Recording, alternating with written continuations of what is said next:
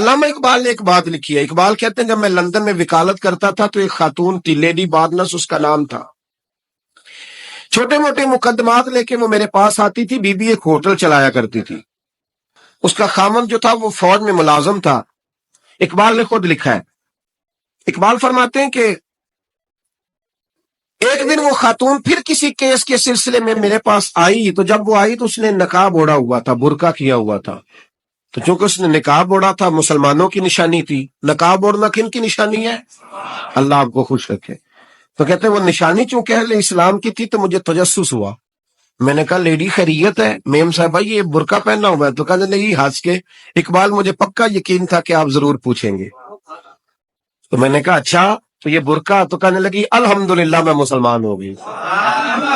تو میں نے فوراً کہا کہ آپ کا شوہر تو فوج میں ملازم ہے، فوجی کے لیے بدلنا اور پھر ملکی قانون اور یہ چیزیں. تو کہنے لگی اس نے مجھے کیا کہنا تھا، وہ خود کلمہ پڑھ گیا. تو کہتی ہیں میں اور متجسس ہوا. وہ کیس کی بات کرتی تو میرا تجسس بڑھ گیا. میں نے کہا تو کیس چھوڑ کے بتا کلمہ کیسے پڑھا. تو کہنے لگی اقبال اصل بات یہ ہے کہ میں نا بے اولاد تھی، خاوند بھی بڑے اچھے پیسے کماتا، میں خود بھی ہوٹل چلاتی، پر ڈپریشن اور ٹینشن اور بلا وجہ کی پریشانیاں جان نہیں چھوڑ. یہ ٹینشن اور ڈپریشن کا نا مجھے عربی ترجمہ کوئی نہیں ملا. یہ ڈپریشن اور ٹینشن کا نا میں نے تلاش کیا ہے، لیکن مجھے عربی لغت کے اندر ان کے معنی مجھے لگتا ہے کہ اس زمانے میں یہ چیزیں تھی ہی نہیں. ہوتی تو ان کا کوئی نام بھی، یہ آج ہے نا تو اس لیے آج کے زمانے میں ہی نام مفت کی پریشانی. تو کہتی ہے مجھے ٹینشن اور ڈپریشن رہتی تھی ہر وقت، بڑی میں پریشان رہتی تھی. میرے ساتھ ایک عجیب واقعہ ہوا کہ میرے ہوٹل میں نا ایک بابا جی برتن مانجتے تھے، بوڑھے آدمی تھے، 70 سال کے قریب عمر تھی. ان کا ایک بیٹا تھا، ایک بہو تھی، ایک پوتا تھا، لیکن وہ بیچارے بیٹا بیمار رہتا تھا تو لہذا وہ خود مزدوری کرتے. کہتے ہیں ایک دن وہ بابا جی میرے پاس آئے، کہنے لگے میم صاحبہ 2-4 دن کی چھٹی چاہیے. تو میں نے کہا خیریت ہے؟ کہنے لگے میڈم میرا بیٹا فوت ہو گیا. بیٹا، آپ کو پتہ ہے باپ کا جنازہ پڑھنا آسان ہے، بیٹے کا جنازہ اٹھانا بڑا مشکل کام. کہتی ہے میں کچھ لکھ رہی تھی، میرے ہاتھ سے قلم گر گیا. میں نے خود گاڑی بھیجی، بابا جی گاؤں چلے گئے جہاں وہ رہتے تھے. کہتی 2-3 دن کے بعد میں اور میرا شوہر گئے تو رستے میں ہم باتیں کر رہے تھے کہ کیا تعزیت کریں گے. ایک ہی بیٹا تھا، کوئی رشتہ دار بھی نہیں، تو اس کی تو کائنات اجڑ گئی، کن لفظوں سے اسے تعزیت کیا کہیں. کہتے جب ہم گئے تو وہ ٹوٹی ہوئی چٹائی پہ بیٹھا تھا، کچھ لوگ قریب تھے. ہم نے جا کے کہا بابا آپ مسلمان ہیں، ہم آپ کو کیا نصیحت کریں، ایک ہی بیٹا تھا، کہ کس طرح کر کے ہم آپ کو تسلی دیں. تو کہتے اس نے آنکھیں کھولی، بوڑھی آنکھوں میں ایمان کی روشنی.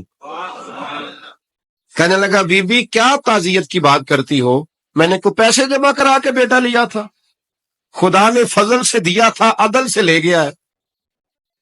میں اپنے رب کے فیصلے میں بڑا راضی ہوں، اللہ بڑا کریم ہے، وہ لے گیا، اس کا مال تھا. آپ یقین کریں ہمارے دیہاتی لوگ یہ کہا کرتے تھے، میں نے کانوں سے سنا ہے. ایک بوڑھے آدمی کا ایک دفعہ بیٹا فوت ہو گیا تو کسی نے اس سے کہا بابا چھوٹی عمر میں بچہ چلا گیا. تو مجھے لفظ نہیں بھولتے، کہنے لگے پتر اللہ دی فصل ہے، کچی وڈے تام ہی ہو دیے. سنے آپ نے بھی کبھی یہ فکرہ، کچی وڈے تے پکی لے جائے تے تام ہی ہے جو ہو دی. تو جب اس کا جی چاہا وہ لے گیا. اللہ اکبر. وہ خاتون کہتی ہے کہ وہ بابا جی سے میں نے کہا کہ چلو آپ 1 مہینے کی چھٹی کر لے. تو کہنے لگا نہیں میڈم میں مسلمان ہوں، مفت کی روٹی نہیں کھاتا، مزدوری کر کے کھاتا ہوں، میں انشاءاللہ 2-3 دن کے بعد کام پہ آ جاؤں گا. کہتے ہیں وہ چند دنوں کے بعد آ گیا. اللہ کی قدرت کے ابھی 2-3 ماہ گزرے تھے پھر آیا. میڈم چھٹی چاہیے کچھ دنوں کی. میں نے کہا خیریت ہے؟ کہنے لگے وہ میری بہو بھی ہارٹ اٹیک سے فوت ہو گئی. کہتے اب میں بھی تڑپ گئی اور عیسائی ہو کہ میری آنکھوں میں آنسو آ گئے. میں نے کہا گھر کا دروازہ بند ہو گیا، اب یہ بیچارہ کیا کرے گا. وہ اپنے شوہر کے غم میں ہارٹ اٹیک سے فوت ہو گئی.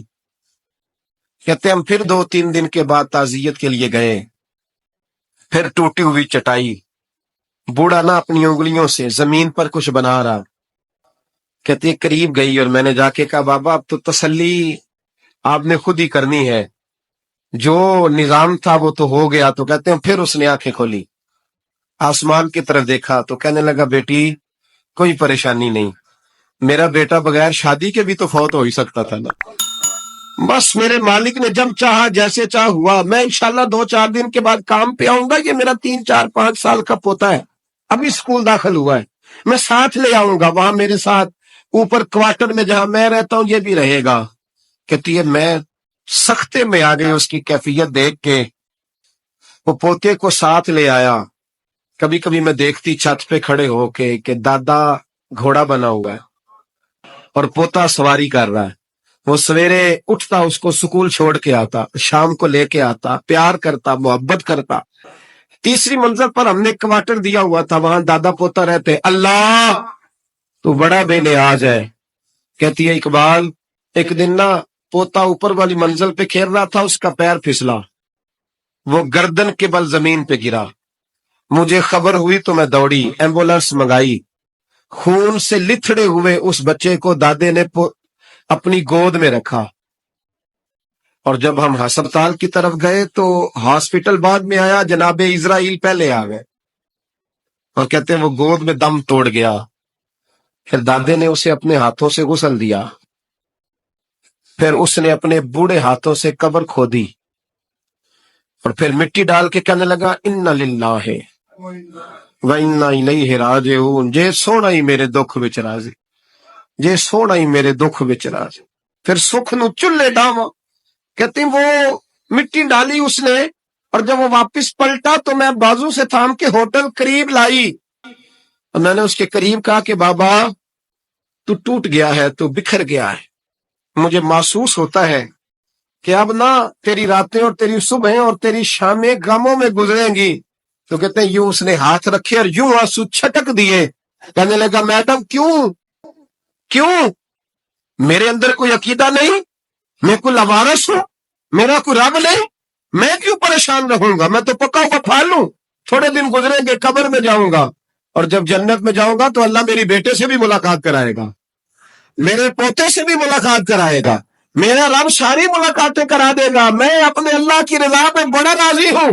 وہ خاتون کہتی ہے میرا اور میرے شوہر کا کلیجہ پھٹنے لگا.